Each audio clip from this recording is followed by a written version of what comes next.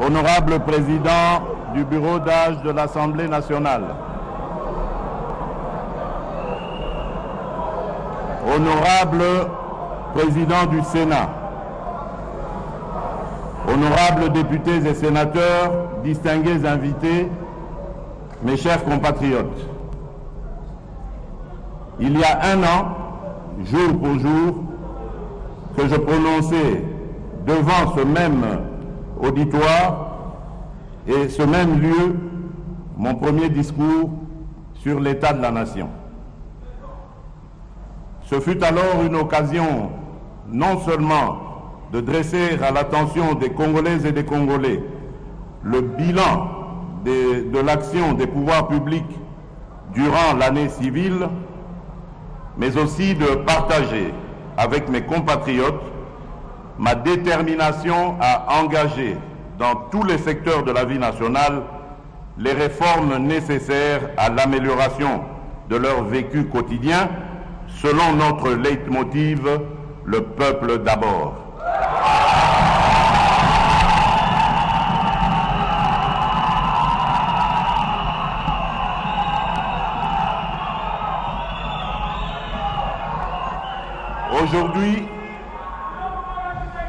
Aujourd'hui, par la grâce de Dieu Tout-Puissant, j'ai à nouveau le privilège de présenter devant votre auguste Assemblée le deuxième discours de mon quinquennat sur l'état de la nation.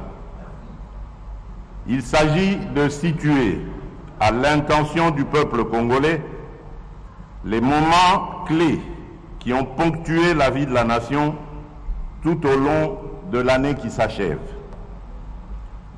Honorables députés et sénateurs, distingués invités, permettez-moi avant toute chose de m'incliner devant la mémoire des Congolaises et Congolais qui ont perdu leur vie au cours de cette année 2020 pour des raisons diverses, dues notamment à la crise sanitaire et à l'insécurité dans l'Est du pays.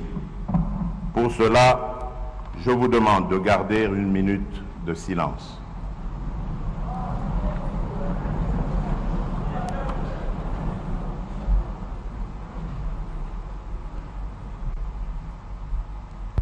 Je vous remercie.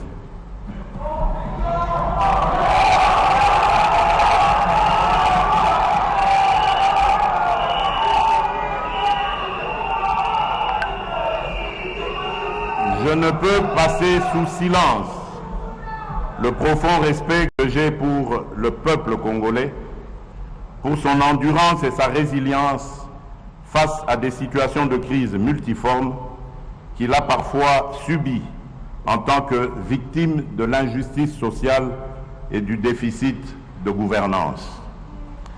Honorables députés et sénateurs, distingués invités, le 13 décembre 2019, dans cette même salle, j'avais annoncé que l'an 2020 serait l'année de l'action, durant laquelle tout devait être mis en œuvre pour rendre irréversible notre lancée vers le progrès et l'émergence. Ma détermination était renforcée par l'expérience réussie de l'alternance pacifique au sommet de l'État, événement majeur qui tranchait avec le passé tumultueux de notre pays depuis son indépendance. Dans cette optique, j'avais pris devant notre peuple l'engagement d'opérer les réformes courageuses et ambitieuses qu'impose la reconstruction de notre pays. Mais je savais que le seul vouloir n'allait pas suffire, qu'il fallait établir un cadre politique et institutionnel qui soit propice à leur mise en œuvre. Et que, dans le même élan, j'ai formulé le vœu qu'ensemble, dans le cadre de notre coalition, mon prédécesseur et moi-même allions relever les défis qui s'imposaient à nous tous en tant que citoyens de ce beau pays.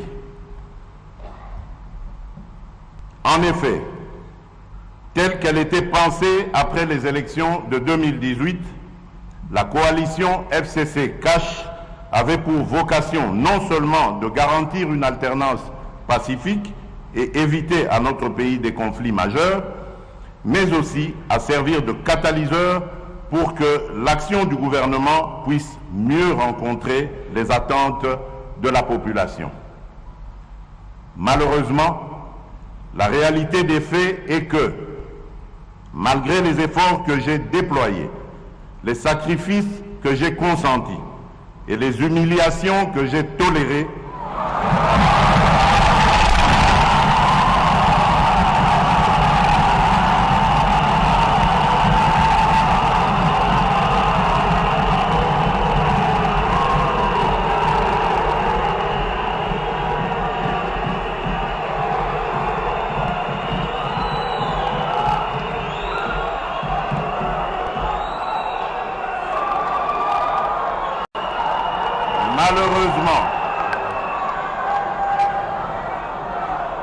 Malheureusement, la réalité des faits est que, malgré les efforts que j'ai déployés, les sacrifices que j'ai consentis et les humiliations que j'ai tolérées,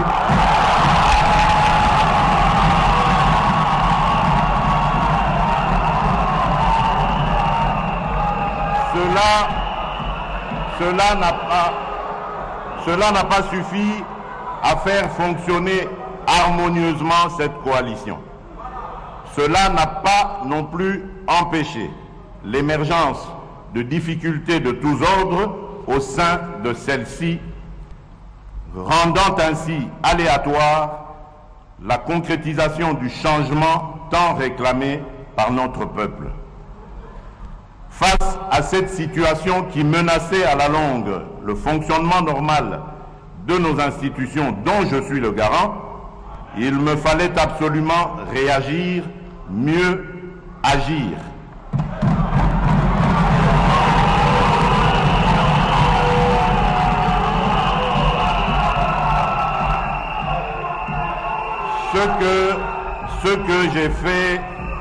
Ce que j'ai fait en 3 temps.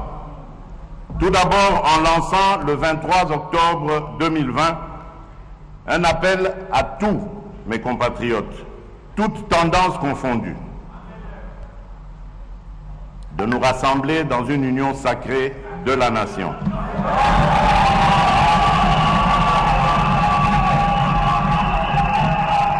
Autour de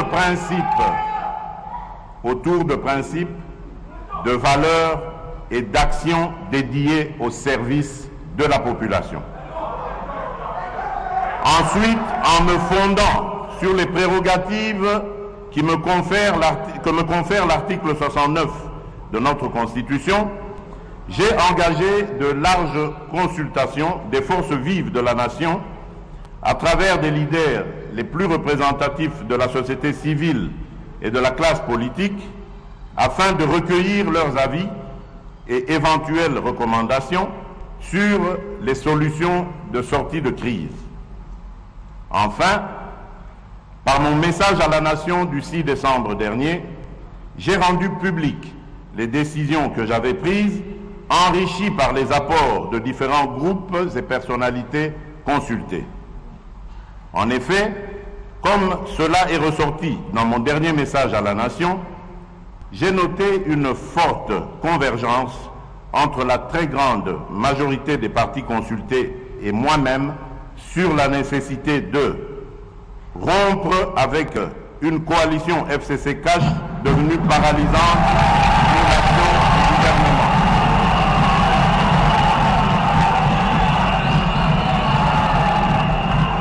Paralysante pour l'action.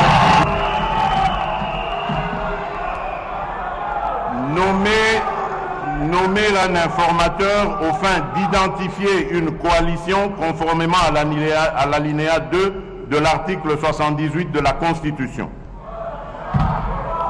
Procéder à la formation d'un gouvernement de l'Union sacrée de la nation qui travaillera en harmonie avec le chef de l'État.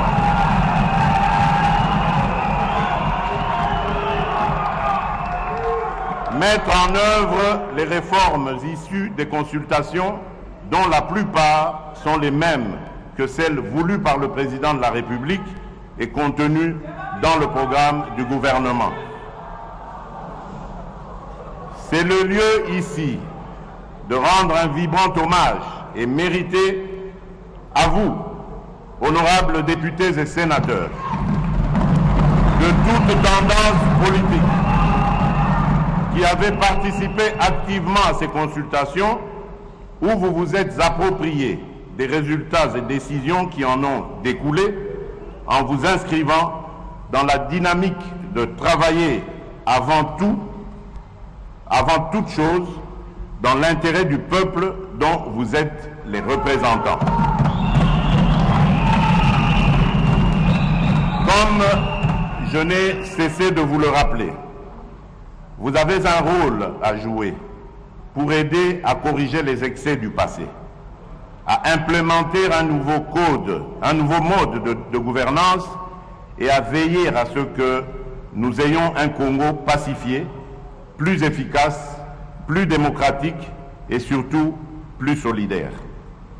C'est pourquoi la mission du nouveau bureau sera de se pencher sur la revalorisation de la mission parlementaire, tout en veillant bien sûr à un meilleur traitement des députés.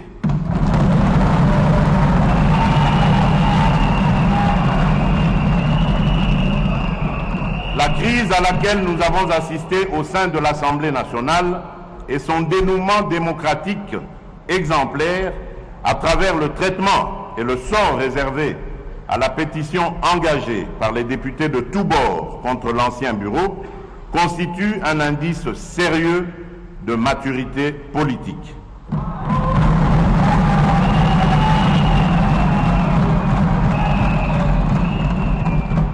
Ce fait tend à démentir une certaine doxa populaire qui soutient encore que le sort de notre pays ne peut s'inscrire que dans le sang, la violence, les rébellions, les assassinats et autres coups d'État.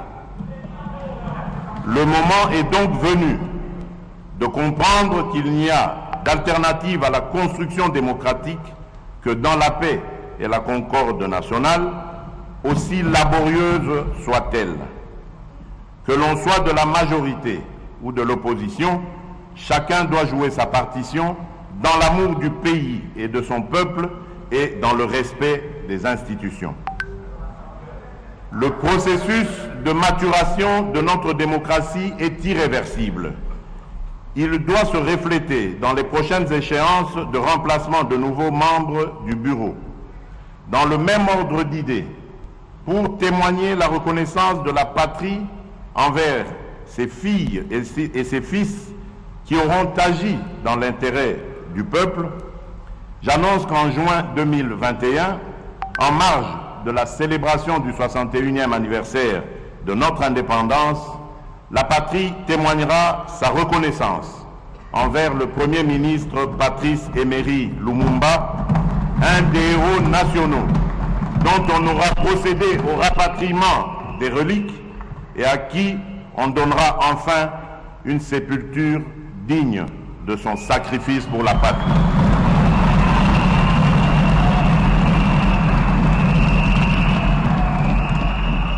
Honorables députés et sénateurs, un autre événement déterminant qui a marqué un tournant décisif dans la vie nationale et a rendu indispensable des actions de courage reste sans nul doute l'apparition dans notre pays de l'épidémie de coronavirus Covid-19 qui met en danger la santé de nos populations déjà fortement vulnérables de suite de l'accès insuffisant à la santé, à l'eau, à l'électricité et en proie à d'autres maladies et épidémies. En effet, l'année qui s'achève a été profondément affectée par la crise sanitaire et socio-économique provoquée par la pandémie de la Covid-19, ainsi que d'autres épidémies dont la maladie à virus Ebola qui ont occasionné de lourdes pertes en vies humaines à travers le pays. Il s'y est de rappeler que pour mettre la population à l'abri de toute propagation de la contamination au coronavirus, j'ai immédiatement mis en place des mesures pour contenir sa progression. En effet, j'ai proclamé l'état d'urgence sanitaire en imposant une série de mesures de prévention et de protection qui ont permis de ralentir la propagation de l'épidémie dans la capitale ainsi que dans les provinces. La prise en charge de la lutte contre la Covid-19 a été confiée à un comité multisectoriel.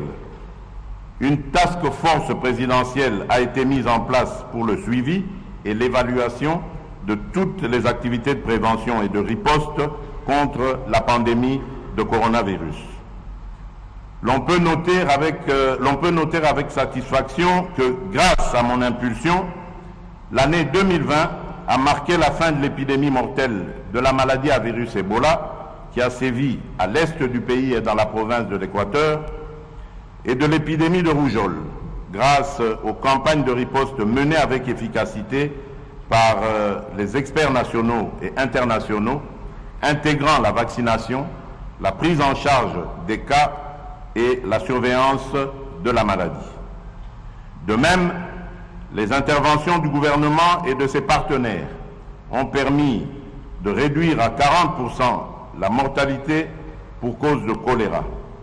En revanche, l'on doit constater que notre pays continue à faire face à la pandémie de Covid-19, dont le premier cas a été détecté en mars 2020.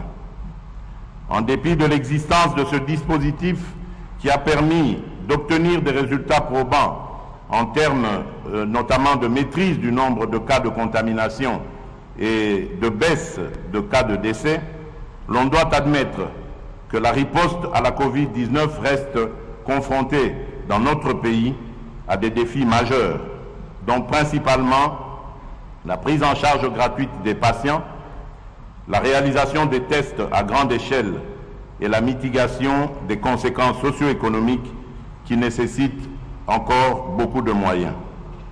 À cela s'ajoute le déficit de structures de santé capables de répondre à une épidémie à grande échelle, les besoins en ressources humaines de pointe, ainsi que la gestion de transport des malades.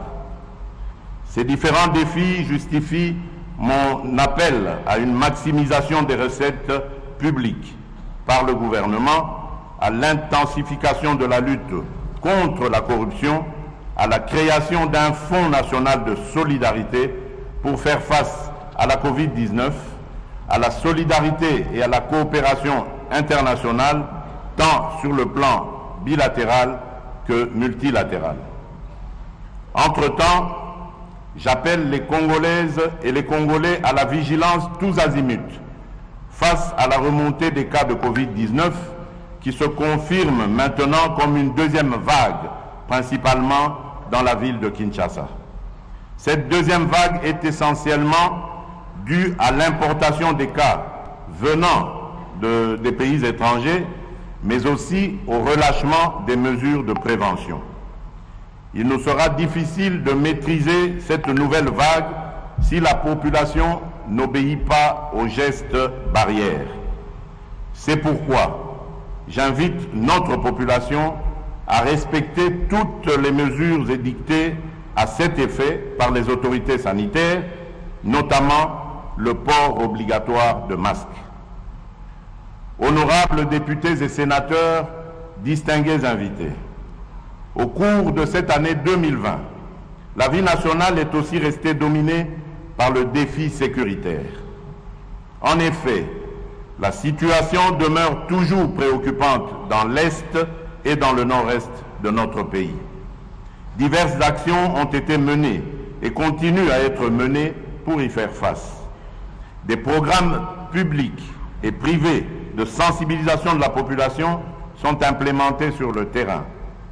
Des opérations de nos forces armées tendant à traquer et neutraliser les ennemis sont toujours en cours et une réforme des programmes DDR et STAREC est actuellement en phase de finalisation pour aboutir à un programme unique et fusionné DDR-CS, désarmement, démobilisation, réinsertion communautaire et stabilisation, destiné à gérer les cas des personnes qui renoncent aux activités des groupes armés.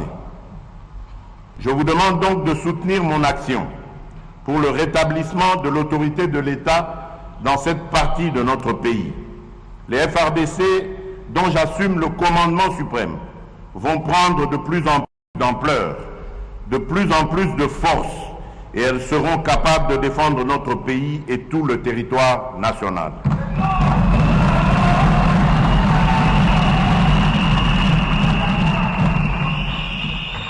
Tous ces efforts fournis et d'autres qui le seront au cours de la nouvelle année ne visent qu'à redonner à notre armée et à notre police une capacité offensive et dissuasive indispensable à garantir la paix et à protéger notre patrie. Dans cet effort, nous bénéficions du concours de la MONUSCO, de la FIB, la Brigade rapide d'intervention, et de nos partenaires bi- et multilatéraux à qui j'adresse tous mes remerciements pour le soutien financier, logistique, technique et opérationnel. Dans cette optique, je signale qu'au cours de cette année 2020, notre pays vient de formaliser la reprise de la coopération militaire avec les États-Unis d'Amérique, matérialisée par la signature d'un mémorandum d'entente. Dans le même ordre d'idées, j'annonce la création d'une école de guerre en République démocratique du Congo l'année prochaine.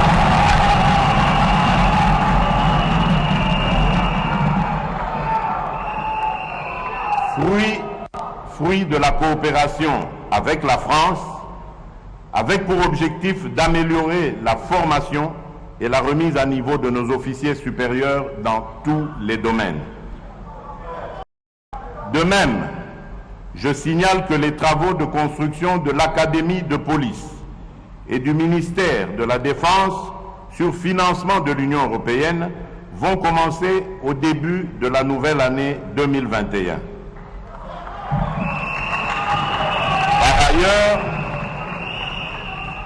Par ailleurs, se poursuivront au cours de la même année la coopération avec la Chine pour la construction de nouvelles infrastructures.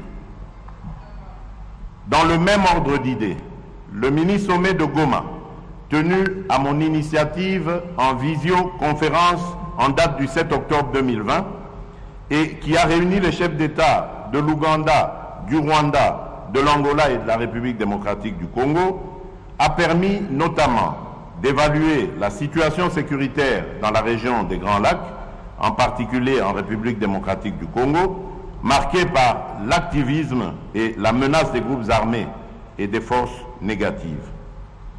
À cette occasion, les chefs d'État ont rappelé l'accord cadre d'Addis Abeba qui affirme les préoccupations sécuritaires des pays de la sous-région et ont affirmé leur volonté de conjuguer leurs efforts visant à éradiquer ces forces négatives et groupes armés opérant dans la sous-région et en particulier à l'est de la République démocratique du Congo. Tous ces efforts fournis et d'autres qui le seront au cours de la nouvelle année ne visent qu'à redonner à notre armée et à notre police une capacité offensive et dissuasive indispensable pour la protection de la patrie. Honorables députés et sénateurs, distingués invités, je ne peux passer sous silence un autre défi qui a marqué mon action au cours de cette année 2020, à savoir l'éducation. Point n'est besoin de rappeler que l'éducation constitue un des facteurs qui élève le niveau d'une nation. En application de l'article 43 de la Constitution, j'ai décidé de la mise en œuvre effective de la gratuité de l'enseignement à l'ensemble du niveau primaire et sur toute l'étendue du territoire national dès la rentrée scolaire 2019-2020. Cette importante décision a permis à plus de 4 millions d'enfants d'intégrer ou de réintégrer le système éducatif en allant à l'école.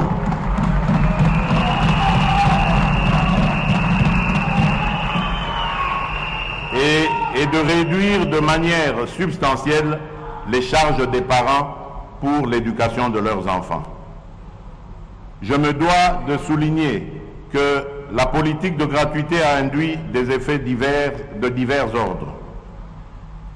Des instructions précises ont été données au gouvernement afin d'arrêter des mesures d'accompagnement.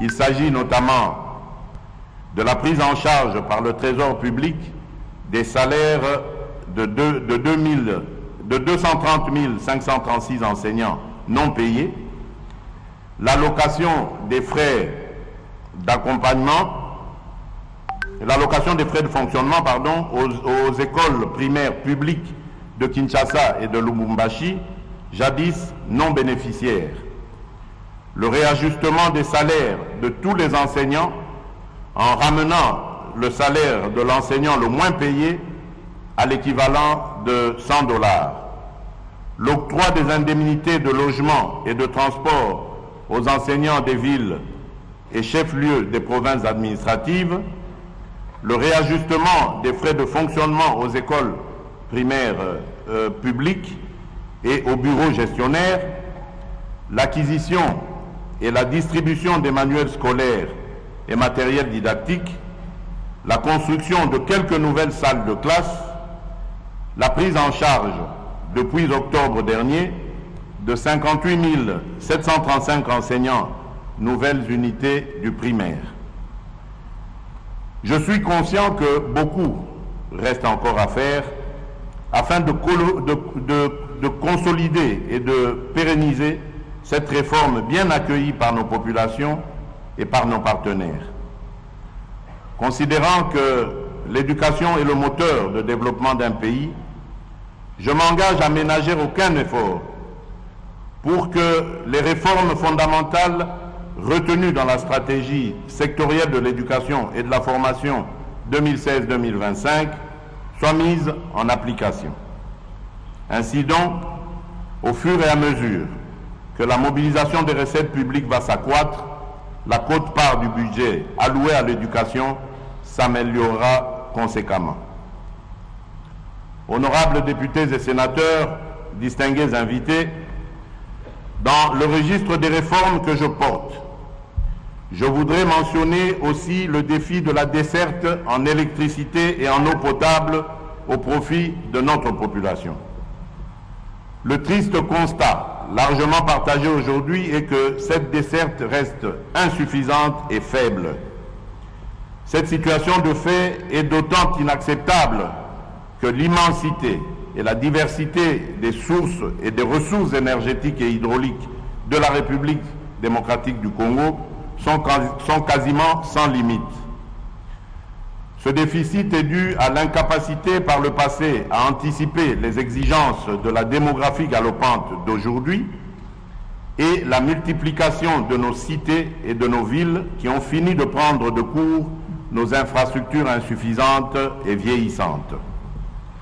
Comme je le répète souvent, nous devons rompre avec la culture du potentiellement riche pour s'inscrire dans la logique de la réalisation effective et efficiente de nos potentialités. C'est fort de cette conviction qu'a été organisé du 20 au 22 août 2019 le Forum de Matadi sur l'énergie, mère du développement rapide et de la modernité bien comprise. De ce forum est sortie l'option volontariste que l'énergie devrait être considérée comme une priorité du quinquennat en cours. Cette annonce tirait son réalisme des lois numéro 14/011 du 17 juin 2014 sur l'électricité et numéro 15/026 du 31 décembre 2015 sur l'eau qui ont révolutionné notre gestion passée dans ces deux domaines désormais libéralisés. C'est toujours grâce à cette conviction que j'ai encouragé certaines réalisations.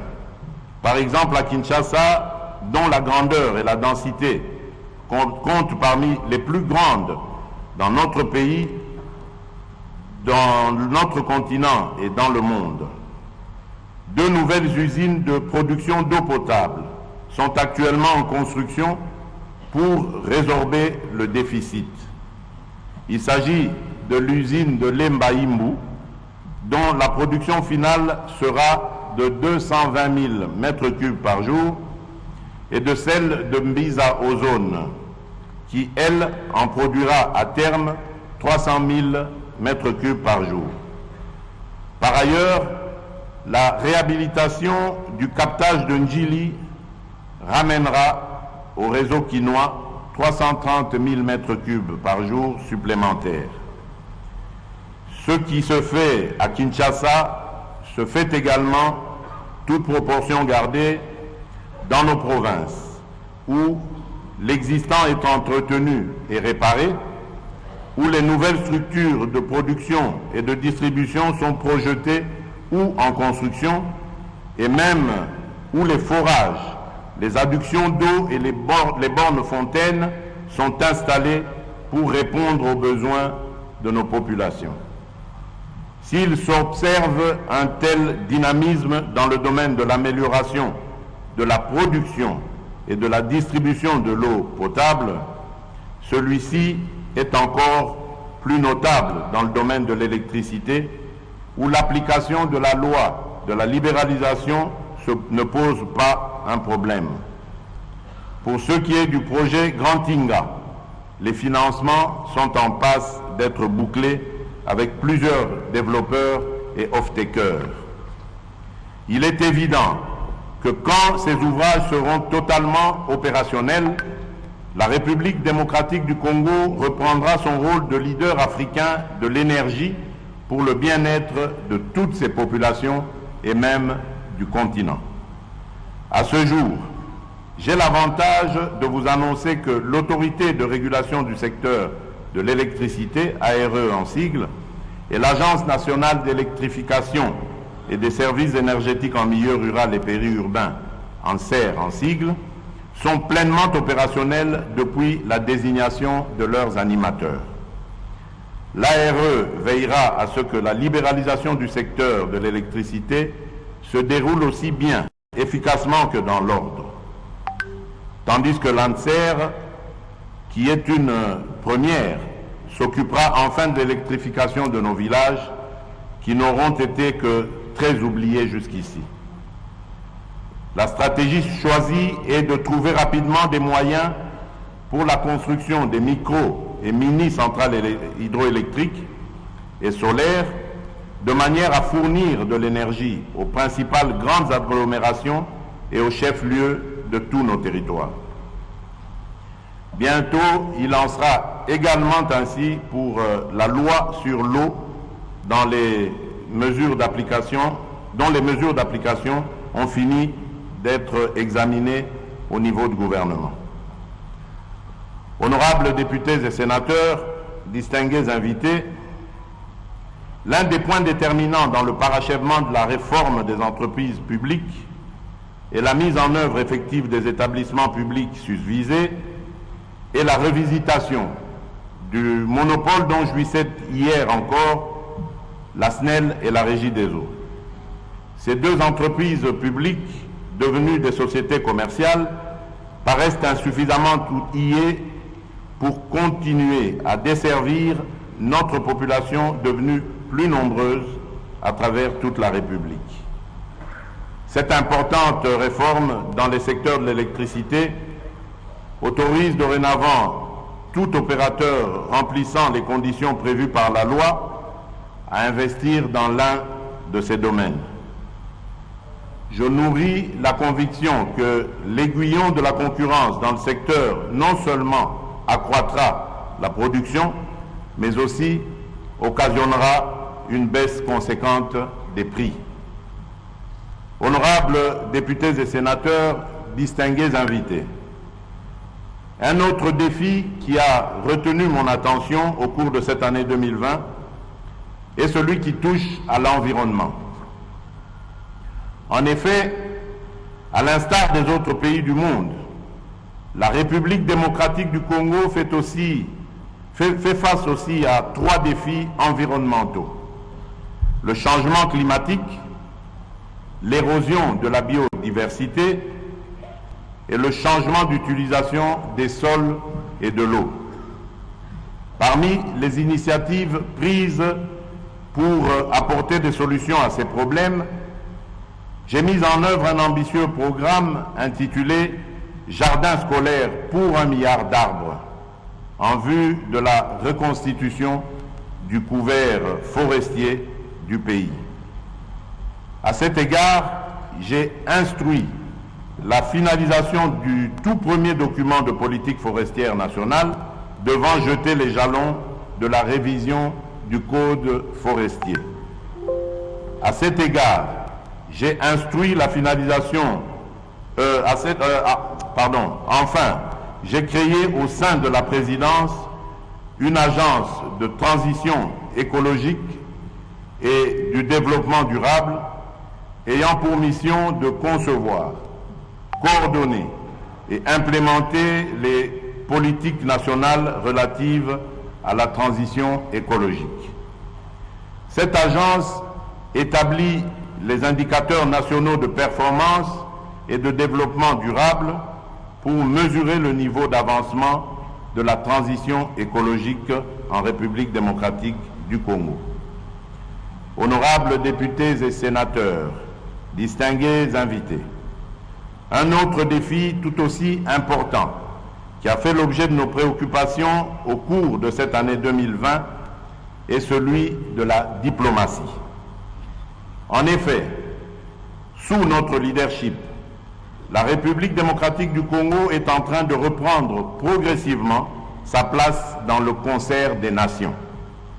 Le 9 février de cette année 2020, en marge de l'ouverture des travaux de la 33e session de l'Assemblée générale de l'Union africaine, j'ai été élu vice-président pour 2020 et président de cette organisation régionale en 2021.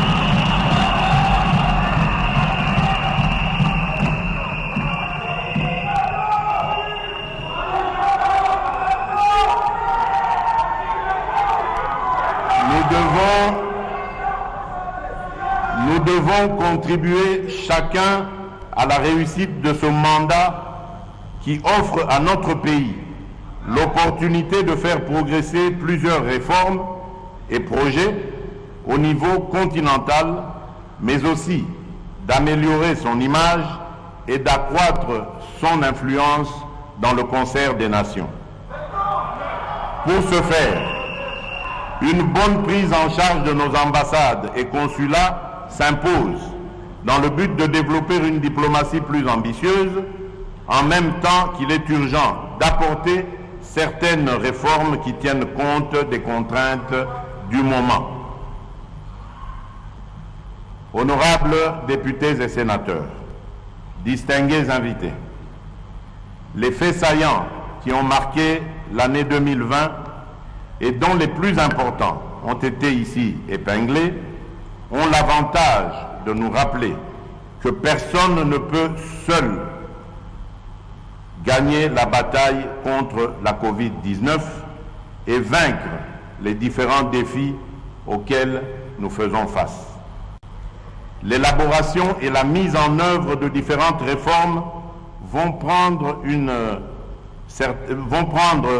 pour certaines un peu plus de temps, mais avec la détermination, nous finirons par y arriver.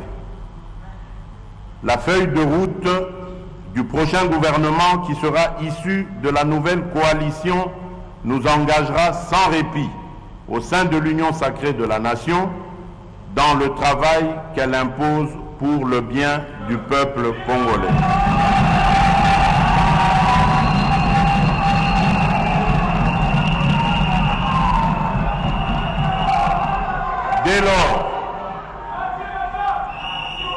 Dès lors, travaillons tous ensemble, dans la concorde, sans exclusion aucune, pour mettre fin à cette pandémie, pour mettre en place des systèmes de santé résilients, à même de protéger nos peuples à l'avenir et pour bâtir notre pays. Fortifions-nous, soyons fermes et montrons-nous courageux pour notre peuple, pour nos villes et pour notre nation. Que Dieu bénisse la République démocratique du Congo. Je vous remercie.